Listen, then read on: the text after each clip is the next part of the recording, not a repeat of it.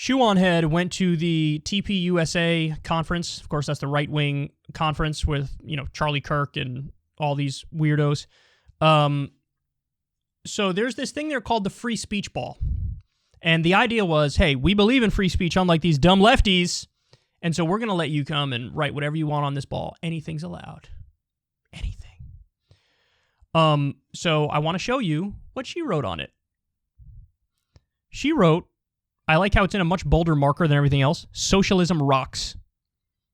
They got other weird stuff there. Horns down, California. There's a Let's Go Brandon thing that she's kind of writing over a little bit. There's one that says, porn kills or something. Porn, I can't read it. It's too small and too far away. Lot of weird stuff. I do find it funny that being able to write anything and they still write Let's Go Brandon. So here's what happened to Socialism Rocks that was put on the free speech ball. You could see the slight outline there, but it was erased and then colored over. Erased and then colored over. So on the free speech ball, the one thing that the right-wingers were not comfortable leaving up was Socialism Rocks. I don't think the people who erased that thought through the implications of what they were doing. I don't think they understand that you just unmasked yourselves, you dipshits. That's what you just did. You just let everybody know, I don't actually believe in free speech. I don't want the left to be the censors. I want to be the censor. I want to be the one to control the speech. That's what I mean by free speech. I get to speak, and you don't. Well, thank you for verifying everything we've ever said on this issue from day one. This reminds me of remember the Mike Lindell free speech platform? He's going to compete with Twitter, and it's the free speech version of Twitter. And in the same breath, Homeboy was like, we're all about free speech, and on our platform, we don't allow cursing, taking the Lord's name in vain, slurs, pornography, and he had a laundry list of stuff that you can't say any of this, but we believe in free speech. A lot of those things fall squarely into the domain of free speech. But again, what they mean is free speech for me, but not for thee.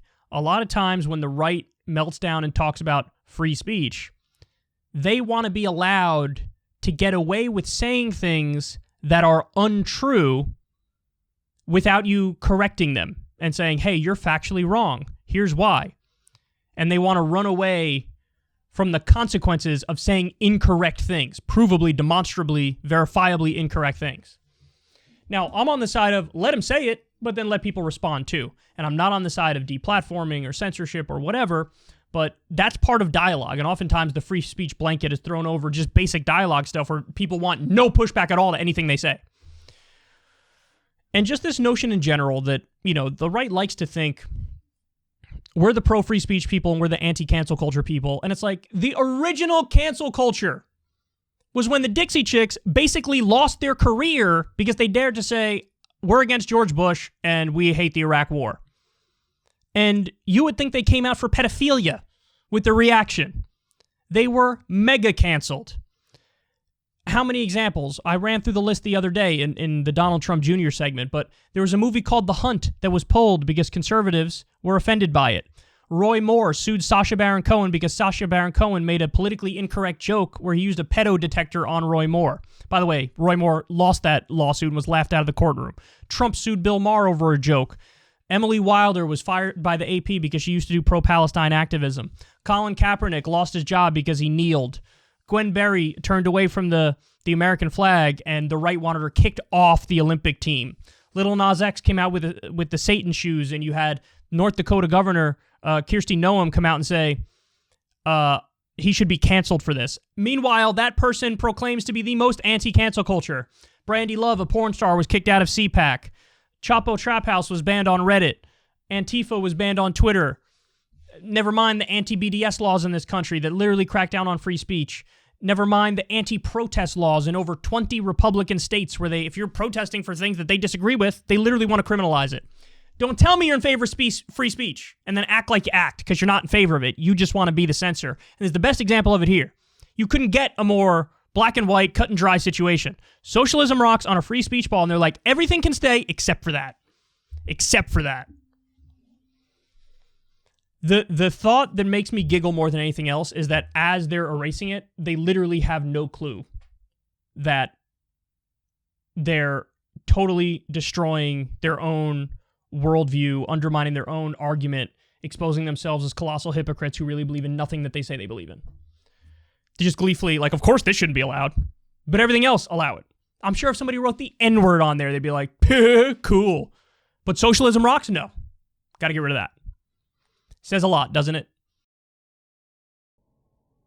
Hey y'all, do me a favor and like and subscribe. It helps out big time in the algorithm. Click the bell as well for notifications when videos drop, and watch that video on screen right now. You know you want to.